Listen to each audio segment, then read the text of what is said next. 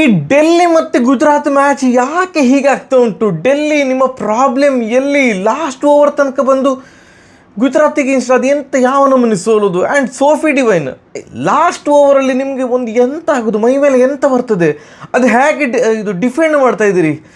ಸೈಕ್ match. ನಮಸ್ಕಾರ ಎಲ್ರಿಗೆ, Janardhan sir ಮಾತಾಡ್ತಾ ಇರೋದು. ಕುಶಲವೇ ಕ್ಷೇಮ ಸೌಖ್ಯವೇ. Welcome back to Ganesh Karanth cricket talks YouTube channel.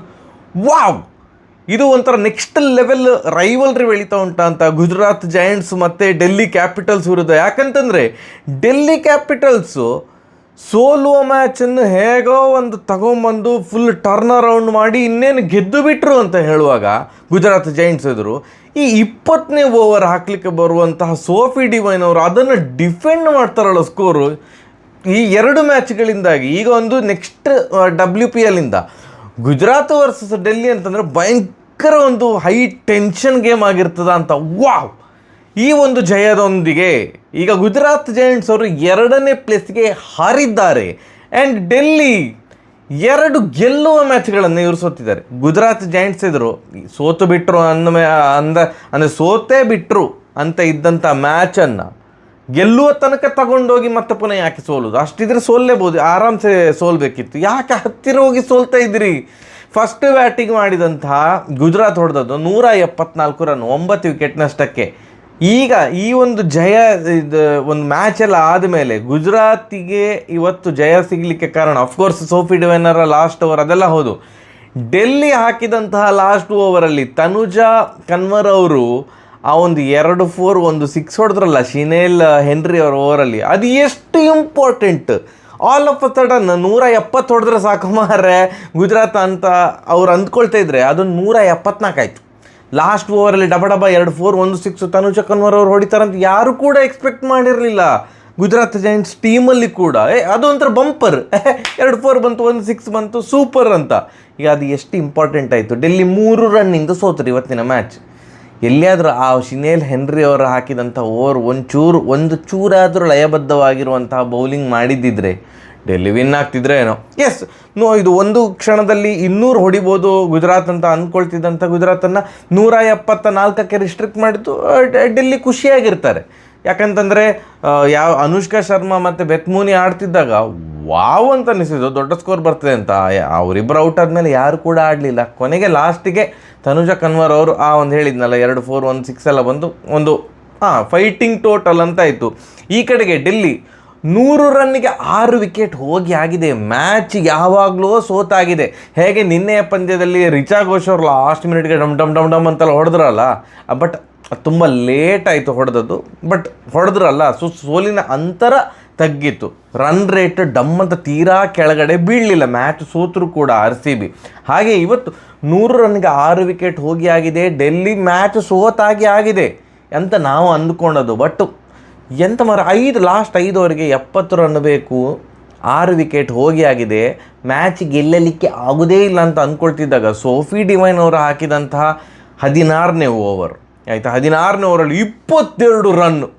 ಏನು ನಿಕ್ಕಿ ಪ್ರಸಾದ್ 4 ಬಾಲ್ 4 4, 1 ಲೆಗ್ ಬೈ ಬಂತು, ಮತ್ತು ಲಾಸ್ಟ್ ಬಾಲ್ ಸ್ನೇಹ ರಾಣಾ ಅವರು 6 ಹೊಡೆದ್ರು. ಒಟ್ಟು 22 ರನ್ ಹರಿದು ಬಂತು. ಎಲ್ರಿಗೆ ಟೆನ್ಷನ್ ಗುಜರಾತ್ ಜೈಂಟ್ಸ್ ಟೀಮಲ್ಲಿ. ಇದೆಂತ all of a sudden 2 wicket ತೆಗೆದಿದ್ದಂಥ ಸೋಫಿ ಡಿವೈನ್ ಅವರು ಈ ಥರ ಓಡಿಸ್ಕೊಂಡ್ರಲ್ಲ ಮಾರ್ರೆ ಅಂತ ಫುಲ್ ಗಾಬರಿ.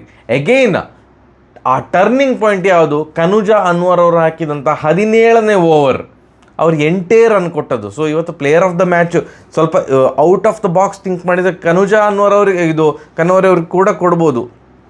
ಯಾಕಂತಂದರೆ ಆ ಒಂದು ಟೈಟ್ ಸಿಚುವೇಷನಲ್ಲಿ 22 ರನ್ ಸೋರಿಕೆ ಆಗಿದೆ ಆಲ್ರೆಡಿ. ಆ ಒಂದು 8 ರನ್ ಮಾತ್ರ ಬಿಟ್ಟುಕೊಟ್ಟದ್ದಿದೆಯಲ್ಲ, ಅದು ಸಹ ಫಸ್ಟ್ ಬಾಲ್ 4 ಬಂದು ಕೂಡ 8 ರನ್ ಬಿಟ್ಟುಕೊಟ್ಟದ್ದು. ಸೊ ಅದೆಲ್ಲ ನೋಡಿದಾಗ ಪ್ಲೇಯರ್ ಆಫ್ ದ ಮ್ಯಾಚ್ ಅವ್ರಿಗೆ ಕೊಟ್ಟರು ಆಶ್ಚರ್ಯ ಏನಿಲ್ಲ. ಯಾಕಂದರೆ ಬ್ಯಾಟಿಂಗಲ್ಲಿ ಸಹ ಯೂಸ್ಫುಲ್ ಕಾಂಟ್ರಿಬ್ಯೂಷನ್ ಇತ್ತು. ಎನಿವೇಸ್ 8 ರನ್ ಕೊಟ್ಟದ್ದು. ಕೊನೆಗೆ ಆಶ್ಲಿ ಗಾರ್ಡ್ನರ್ ಅವರು ಬಂದರು, ನಾನು ಹಾಕ್ತೇನೆ ಈಗ ಬಾಲು ಅಂತ ಅಂದ್ಕೊಂಡು. ಆ ಓವರಲ್ಲಿ 20 ರನ್ ಬಂತು. ಆ ಕಡೆ ಸ್ನೇಹ ರಾಣಾ ಅವರು ಹೊಡಿಲಿಕ್ಕೆ ಸ್ಟಾರ್ಟ್ ಮಾಡಿದರು. ಲಾಸ್ಟ್ ಓವರಿಗೆ ಕೇವಲ 9 ರನ್ ಬೇಕು. ಡೆಲ್ಲಿಗೆ. ಇದೇ ಥರದ ಮ್ಯಾಚ್ ಇದು ಪ್ರೀವಿಯಸ್ ಏನು ಗುಜರಾತ್ ವರ್ಸಸ್ ಡೆಲ್ಲಿ ಮ್ಯಾಚ್ ಆಗಿದ್ದಾಗ ಓಲ್ವಾರ್ಟ್ ಅವರೆಲ್ಲ ಡಬ ಅಂತೆಲ್ಲ ಹೊಡೆದು ಲಾಸ್ಟ್ ಓವರಿಗೆ 7 ರನ್ ಬೇಕಿತ್ತಂತ ಕಾಣ್ತದೆ. ಅವ್ರು ಹೊಡೆದದ್ದು 2 ರನ್, 5 ರನ್ನಿಂದ ಸೋತಿದ್ರು. ಈಗ 9 ರನ್ ಬೇಕು. ಬಾಲ್ ಹಾಕಲಿಕ್ಕೆ ಬಂದದ್ದು ಸೋಫಿ ಡಿವೈನ್ ಅವರು. ಫಸ್ಟ್ ಬಾಲ್ ಏನು 2 ರನ್ ಬಂತು, ಬಟ್ ಅದು ಥರ್ಡ್ ಅಂಪೈರ್ ಸಿಕ್ಕಾಬಟ್ಟೆ ಹೊತ್ತು ತೊಗೊಂಡ್ಕೊಂಡ್ರು, ಇದು ರನ್ ಔಟ್ ಅಲ್ವ ಅಂತ. ಯಾಕಂತಂದರೆ ಔಟ್ ಅಂತ ಡಿಕ್ಲೇರ್ ಮಾಡಿದರೆ ಅದು ಕ್ರೂಷಿಯಲ್ ಇದು ಏನು ಪಾಯಿಂಟ್ ಆಗಿತ್ತು ಮ್ಯಾಚ್ ಇದು. ಸೊ ಸುಮಾರು ಹೊತ್ತು ತಗೊಂಡು ನಾಟ್ ಔಟ್ ಅಂತ ಡಿಕ್ಲೇರ್ ಆಯಿತು. ಮತ್ತೊಂದು ವೈಡ್ ಬಂತು, ರನ್ ಬಂತು.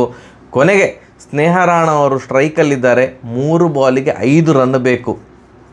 ಏನು ಫೀಲ್ಡ್ ಪ್ಲೇಸ್ಮೆಂಟ್ ಮಾರೆ ಅವರು. ಸೋಫಿ ಡಿವೈನ್ ಅವರು ಅಷ್ಟು ಕರೆಕ್ಟಾಗಿ ಥಿಂಕ್ ಮಾಡಿದ್ರ ಅಂತ. ನಾನು ಈ ಲೆಂತ್ ಬಾಲ್ ಹಾಕಿದ್ದೆ, ಸ್ನೇಹ ರಾಣಾ ಅವರು ಈ ಶಾಟ್ ಹೊಡಿಬಹುದು, ನನಗೆ ಎಕ್ಸಾಕ್ಟ್ ಆ ಡೀಪ್ ಮಿಡ್ ವಿಕೆಟ್ ರೀಜನಲ್ಲಿ ಕೌ ಕಾರ್ನರ್ ಅಂತ ಹೇಳ್ತಾರಲ್ಲ, ಅಲ್ಲಿಯೇ ಒಂದು ಫೀಲ್ಡರ್ ಬೇಕು ಅಂತ ಕರೆಕ್ಟಲ್ಲಿ ಫೀಲ್ಡರ್ ಪ್ಲೇಸ್ ಮಾಡಿದ್ದಾರೆ. ಸ್ನೇಹ ರಾಣಾ ಅವರು ಅದೇ ಶಾಟ್ ಹೊಡೆದ್ರು. ಕೈಗೆ ಫೀಲ್ಡರ್ ಅವರು ಒಂದು ಚೂರು ಮುಂದೆ ಆ ಕಡೆ ಏನು ಹೋಗಬೇಕಂತಿಲ್ಲ, ಕೈಗೆ ಕ್ಯಾಚ್. ಇನ್ನೊಂದು ಚೂರು ಎಲಿವೇಶನ್ ಇದ್ದರೆ 6 ಹೋಗ್ತಿತ್ತು ಏನೋ, ಬಟ್ ಕೈಗೆ ಕ್ಯಾಚ್ ಕೊಟ್ಟು ಔಟ್ ಆದರು. ನೆಕ್ಸ್ಟ್ ಬಾಲು ಸಿಂಗಲ್ ಬಂತು. ಲಾಸ್ಟ್ ಬಾಲು ಸ್ಟ್ರೈಕಲ್ಲಿರೋದು ನಿಕ್ಕಿ ಪ್ರಸಾದ್ ಅವರು. 1 ಬಾಲಿಗೆ 4 ರನ್ ಬೇಕು. ಎಗೇನ್ ಏನು ಲಾಂಗ್ ಆನ್ ಅನ್ನೋ ತೀರಾ ಡೀಪಲ್ಲಿ ಇಡಲಿಲ್ಲ, ಸ್ವಲ್ಪ ಸ್ಟ್ರೈಟಾಗಿ ಇಟ್ಟಿದ್ರು. ಸೋಫಿ ಡಿವೈನ್ ಅವರು ನನಗೆ ಇದೇ ಥರದ ಪ್ಲೇಸ್ಮೆಂಟ್ ಬೇಕು ಅಂತ ಹೇಳಿದ್ರ ಅಂತ ನಿಕ್ಕಿ ಪ್ರಸಾದ್ ಅವರು 6 ಹೊಡಿಲಿಕ್ಕೆ ಹೋದರು. ಗಾರ್ಡ್ನರ್ ಅವರಿಗೆ ಕ್ಯಾಚ್ ಕೊಟ್ಟು ಔಟ್ ಆದರು ಲಾಂಗ್ ಆನಲ್ಲಿ. Super match. ಏನು ಸೋಫಿ ಡಿವೈನ್ ಅವ್ರದ್ದು ಏನು ಸೆಲೆಬ್ರೇಷನ್ ಇರಲ್ಲ, ಏನಿರಲ್ಲ. ಅಂದರೆ ಹೇಗಿತ್ತು ಅಂತಂದರೆ ನನಗೆ ಗೊತ್ತಿತ್ತು ಮಾರೆ, ನಾನು ಏನೋ ಅದನ್ನು ಟಾರ್ಗೆಟ್ ಎಂತ ಡಿಫೆಂಡ್ ಮಾಡ್ತೇನೆ ಅಂತ ಗೊತ್ತಿತ್ತು ಅನ್ನೋ ಥರವೇ ಅವ್ರದ್ದು ಎಕ್ಸ್ಪ್ರೆಷನ್ ಇತ್ತು. ಸತತ 2 ಮ್ಯಾಚ್ ಈ ಥರ ಲಾಸ್ಟ್ ಓವರಲ್ಲಿ ಸೋಫಿ ಡಿವೈನ್ ಅವರು ಮ್ಯಾಚನ್ನು ಗೆಲ್ಲಿಸಿ ಕೊಟ್ಟಿದ್ದಾರೆ. 4 ವಿಕೆಟ್ ತೆಗೆದ್ರು ಇವತ್ತು ಸೋಫಿ ಡಿವೈನ್ ಅವರು. May be player of the match Sophie divine ಅವ್ರಿಗೆ ಕೊಡ್ಬೋದು, ನಂಗೆ ಗೊತ್ತಿಲ್ಲ. ಮ್ಯಾಚ್ ಆದ ಕೂಡಲೇ ವೀಡಿಯೋ ಮಾಡ್ತಿದ್ದೇನೆ. But one insane match. Delhi ಬಾರಿ ತಲೆ ಚಚ್ಕೊಳ್ತಾ ಇರ್ಬೋದು. ಆ 2 ಮ್ಯಾಚ್ ಗೆದ್ದಿದ್ರೆ ಡೆಲ್ಲಿಯವರು ಪ್ಲೇ ಆಫಿಗೆ ಕ್ವಾಲಿಫೈ ಆಗಿರ್ತಿದ್ರು, ಇಷ್ಟೊತ್ತಲ್ಲಿ ಅಫಿಷಿಯಲ್ ಆಗಿ ಕ್ವಾಲಿಫೈ ಆಗಿರ್ತಿದ್ರು. ಈಗ ಈ ಸೋಲಿನಿಂದಾಗಿ ಈಗ 2ನೇ ಪ್ಲೇಸ್ ಗುಜರಾತ್ ಬಂದಿದೆ, 3ನೇ ಪ್ಲೇಸಲ್ಲಿ ಮುಂಬೈ ಅವರಿದ್ದಾರೆ, 4ನೇ ಪ್ಲೇಸಲ್ಲಿ ಡೆಲ್ಲಿ ಅವರಿದ್ದಾರೆ. ಇನ್ನೂ ಕೂಡ ಯಾವ ಟೀಮು ಒಫಿಷಿಯಲಿ ಪ್ಲೇ ಆಫಿಗೆ ಕ್ವಾಲಿಫೈ ಆಗಿದೆ ಅಂತ ಗೊತ್ತಿಲ್ಲ, ಎಕ್ಸೆಪ್ಟ್ RCB ಟೀಮ್. ಆ್ಯಂಡ್ ನನ್ನ ಪ್ರಕಾರ ಈಗ ಲೆಕ್ಕಾಚಾರ ಎಲ್ಲ ಹಾಕಿದಾಗ ನೆಕ್ಸ್ಟ್ ಮ್ಯಾಚ್ RCB ಏನು UP ಅಗೇನ್ಸ್ಟ್ ಉಂಟಲ್ಲ, ಆ ಮ್ಯಾಚು ಸೋತರೂ ಕೂಡ, ಹೀನಾಯವಾಗಿ ಸೋಲ್ಬಾರ್ದು, ಸೋತರೂ ಕೂಡ ಫೈನಲಿಸ್ಟ್ ಆಗಿ RCB ಸೆಲೆಕ್ಟ್ ಆಗ್ತಾರೆ. ಟೇಬಲ್ ಟಾಪರ್ ಆಗಿ RCB ಇರ್ತದೆ ಅಂತ ಅನಿಸ್ತದೆ. ಯಾಕೆಂದರೆ ನಮ್ಮ ರನ್ ರೇಟು ಒಳ್ಳೆದುಂಟು. ಹೋಪ್ಫುಲಿ ಗೆದ್ದೇ ಹೋಗಲಿ, ಆವಾಗ ಒಂದು ಒಳ್ಳೆ ಮೊಮೆಂಟಮ್ ಇಟ್ಕೊಂಡು ಫೈನಲಿಗೆ ಹೋಗ್ತಾರೆ. But what a match. ಈ ಮ್ಯಾಚನ್ನು ಏನಾದ್ರು ಮಿಸ್ ಮಾಡಿಕೊಂಡಿದ್ದರೆ ಸೈಕ್ ಆಗ್ತಾಯಿತ್ತು. ನಾನು ಆ್ಯಕ್ಚುಲಿ ಇವತ್ತೊಂದು ಫಿಲ್ಮ್ ನೋಡಲಿಕ್ಕೆ ಹೋಗುವ ಅಂತ ಇದ್ದೆ, ಪುಣ್ಯ ಫಿಲ್ಮ್ ನೋಡಲಿಕ್ಕೆ ಹೋಗಲಿಲ್ಲ. ಇಲ್ಲ ಮ್ಯಾಚ್ ನೋಡುವ ಅಂತ, ಒಳ್ಳೆಯದಾಯಿತು. ನಿಮಗೇನು ಅನಿಸಿತು ಮ್ಯಾಚ್? ಈ ಮ್ಯಾಚನ್ನು ನೀವು ಮಿಸ್ ಮಾಡಿಕೊಂಡಿದ್ದರೆ ತಲೆ ಚಚ್ಕೊಳ್ತೀರ, ಅಯ್ಯಯ್ಯೋ ಹೀಗಿತ್ತ ಬ್ರೋ ಅಂತ ಹೇಳ್ತೀರಿ. Super match. Congratulations Gujarat Giants. ಭಯಂಕರ ಜೈಂಟ್ ಪರ್ಫಾರ್ಮೆನ್ಸ್ ಅಪ್ಪ. ಸರಿಯಾಗಿ ಬರುವ. ನಮಸ್ಕಾರ. ನಾಳೆ ಇಂಡಿಯಾ ವರ್ಸಸ್ ನ್ಯೂಜಿಲ್ಯಾಂಡ್ ಮ್ಯಾಚ್ ಉಂಟು, ವಿಡಿಯೋ ಬರ್ತದೆ ಮ್ಯಾಚ್ ಆದ ಕೂಡಲೇ. ಎಸ್.